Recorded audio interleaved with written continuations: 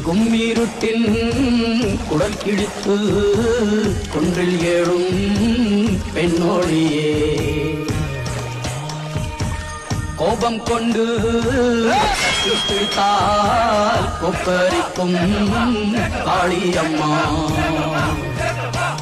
உன் கண் சிவந்து பார்த்தால் போதும் துரோகியின் கத்தி உழுந்து போகும் அம்மா ஓவியத்தில் உன்னை பார்த்தால் அதே உன் உள்ளத்தை காட்டும் அம்மா இது ஏன் சமஸ்தானம் ஜக்கம்மா மாயம்மா பிக்கம்மா நீயம்மா ஜக்கம்மா ஜக்கம்மா